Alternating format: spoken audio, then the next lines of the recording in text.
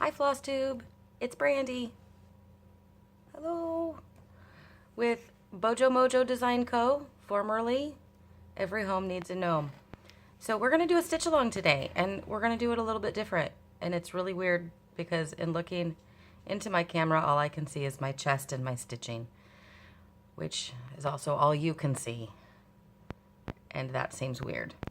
But I was trying to find some light, some good lighting, and I couldn't. Oh, that's my chart. I have to make sure you can't see that. I was trying to find some good lighting, and I couldn't this morning because it's a pretty gloomy day here in the Pacific Northwest. So I was trying to figure out a different way to do the stitch along. So this is what I've come up with. So today we're going to be working on, again, Winter Cometh by Summerhouse Stitchworks. I feel like I'm never going to get done with this project because I've been at it now for about 100 years, it seems. It's not quite that long, but it feels that way. This is where I'm at thus far. I haven't really gotten too far since I stitched last with you. I think that's showing up pretty true to color. Pretty true-ish. So I've decided since originally I was going to just do it all. Since I lost my original floss, the variegated overdyed, I switched to the 3808 in DMC, and originally I was just going to finish it all out in this. And then I decided that instead I'm going to finish the bird and the scarf and the tree in the 3808. And then for the lettering and the two other snowflakes I have here, I'm going to do 3810. And these are just DMC colors, of course. So anyway, that's the plan, Stan. We'll see how it goes. I keep looking up at the screen like you can see my face, and you cannot see my face. So I should just keep looking at my stitching and get started on it.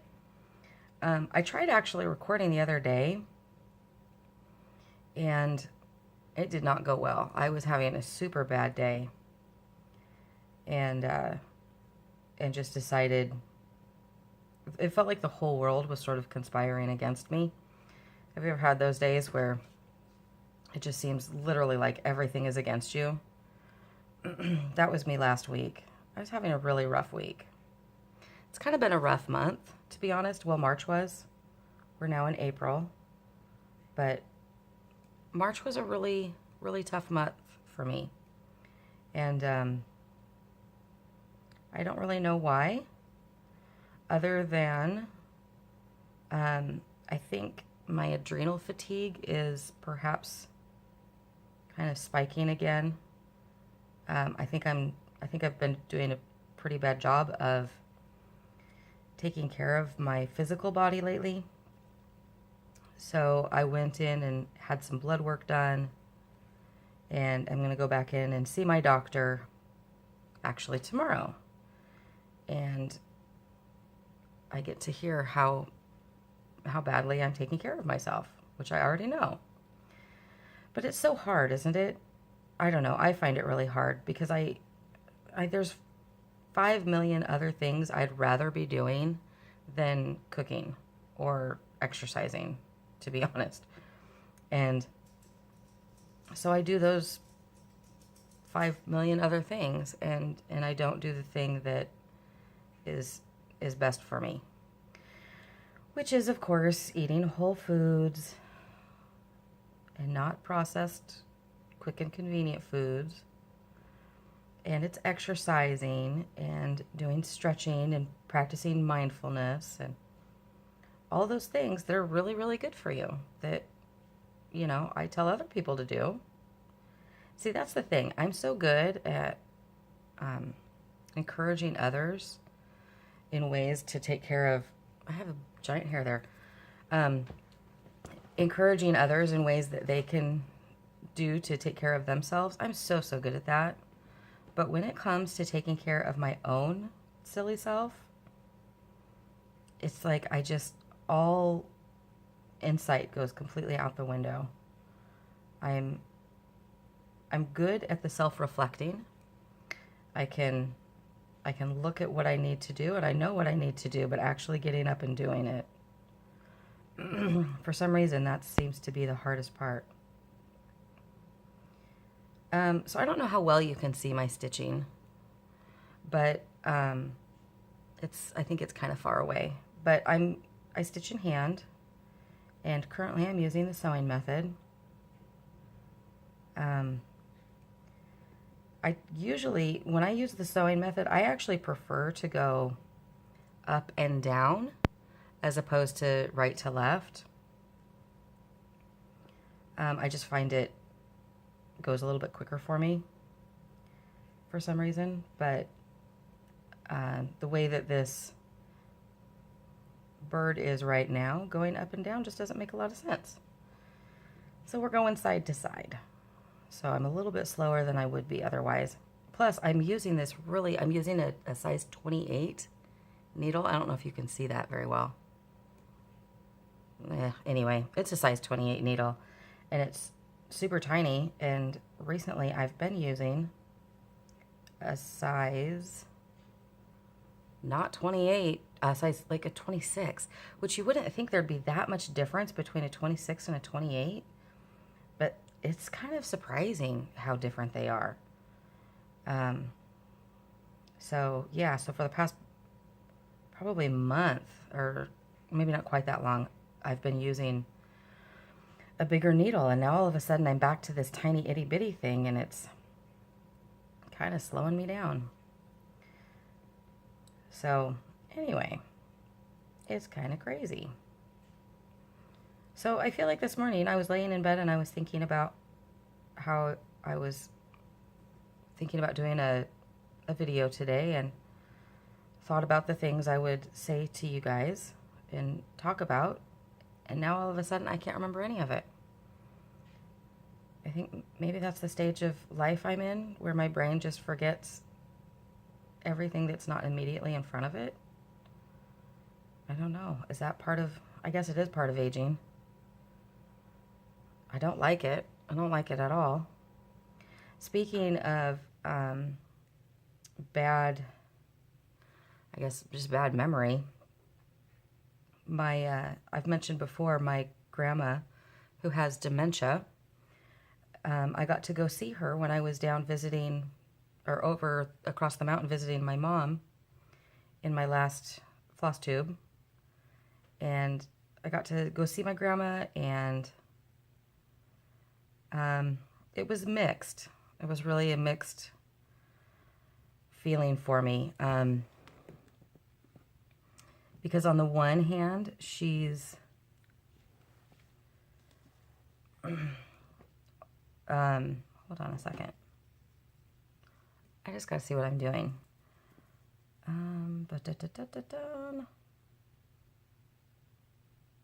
Okay. You know, she appears healthy, and she's definitely thin, but she's not like wasting away thin. And, you know, she's got a little color in her cheeks still, and all that good stuff. And a sparkle in her eye. But, boy, her memory is just getting worse, and it's interesting because when the dementia was first like really pronounced and diagnosed and stuff, she would get really frustrated because she knew that she was forgetting things that she should know. And so she'd get really angry at herself for it. And now she's kind of resigned to it. And which I guess maybe in a way is good, but she's frustrated in different ways now because she has the thoughts, she just can't get them out. And I think she recognizes that sometimes it just kind of sounds like incoherent babble, and it's so discouraging for her because she's a woman of words. She was a writer forever. She's always been a writer. And I shared a poem with you guys in one of my earlier videos and of hers, and you know, that's what she's always done. And so for somebody who is a person of words to suddenly not have their words is, I think, scary for her. I don't know. It made me sad. On the other hand, it was really good to see her because, you know, there's no guarantee that I'll get to see her again. Who knows? You know, she might have another, I think she's 90, 92, 91, 92. She might have another, you know, 6 months, or she might have another 6 years for all I know. Because her body seems to be doing pretty good. It's just her brain that's having some problems with connecting those synapses, I guess. So anyway, that's kind of a bummer. And it is certainly making me think about my own memory and, you know, is this something that is genetic?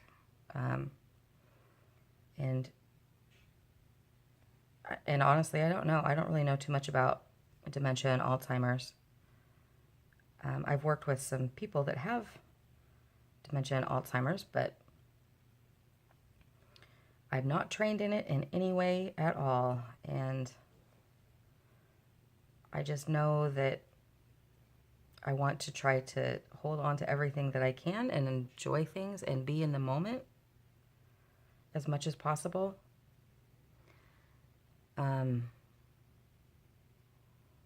So yeah. I'm getting a call from my mom right now. And I hope it's not anything serious, because I'm filming. It probably isn't. I talked to her yesterday. She's doing good. Actually, I don't know how she's doing, because when I talked to her yesterday, I didn't even ask her how she was doing. Do you know what I did? I did a very daughter thing, and I only talked about all of my problems and woes. And I just emotionally spewed on my mom, and I cried on my mom, and told her how frustrated I was with some things, and like a good mom, she encouraged and supported and loved me. And I totally failed to ask her how she was doing. Goodness sakes. I should probably remedy that today, huh? Because she deserves to be heard and seen also. Let's see. What else is going on in my life? Let's see. Today's April 2nd, so we're coming up to a really busy time of the year for us, where Molly has her dance recital in early to mid-June. So everything that they've been learning and fine-tuning this year is now getting all put together for one final show. And she does ballet, jazz, tap, a little bit of hip hop, and I think that's it. But a lot of her dance mates also do baton, and so they're in baton competition season also. We do not do baton.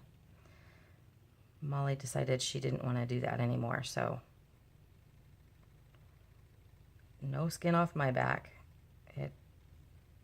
It's so busy when your kids are in any kind of extracurricular thing, especially when it's competitive. My goodness, there's so many meets and tournaments and games and all those things. I don't know. I couldn't keep up with it, I don't think. But Molly is not a competitive dancer. She's just a performative dancer. And that is a good thing. in my opinion. But it does get really busy during this time of year. Matt does the lighting design and stage managing for the recital, and then I'm the assistant stage manager. And I have traditionally done some photography for it, but I think this year there's going to be somebody there who's actually a professional photographer.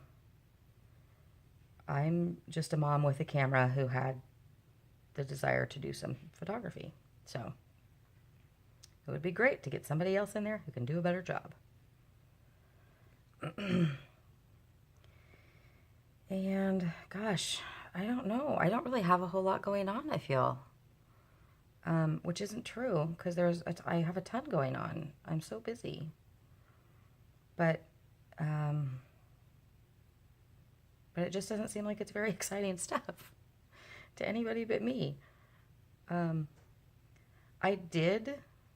This was kind of exciting. Last night, I finished, so I've been working on a new design, and I finished it last night. I finished the stitching of it last night. And I'm very excited because I actually had to restart it on some different fabric. And so I finally got it all finished last night, and now I need to go and get it framed, and then it will be up in my shop for sale. And I'm very excited about it because it's a piece that is kind of personal to me.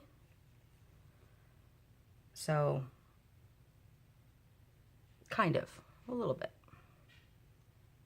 But anyway, that will be fun. So hopefully I'll be able to get that up in my shop in the next week or so. I don't know how long it'll take at the framers. I had one of my pen and ink pieces framed once, and it was like, I want to say he even maybe did it like the same day. Maybe it wasn't. That was years ago. I don't remember. But I had several pieces that I needed framed because I was getting ready to do a show. And he did just a beautiful job on them. I think there were 3 of them. But it was really, really fast. And so I feel like I've kind of been spoiled with how fast framing can be versus how fast framing probably typically is. So, I don't know. And then I was thinking too, maybe I'd frame it myself, but I don't know. We'll see. Because I don't really know too much about framing. I know a little bit. Maybe just enough to get me into trouble. All right. Well, goodness. I kind of feel like I shouldn't keep going because I feel like I'm just sort of rambling. Here's my coffee mug. Isn't it cute? Oh, the dogs. I'll be back. All right. They're barking at a stubby-legged cat. I don't know. It's very cute. The barking isn't cute. The barking is annoying. But the cat was very cute. It has itty-bitty legs and a big fluffy body. It's pretty adorable. So clearly I'm up here now and not stitching.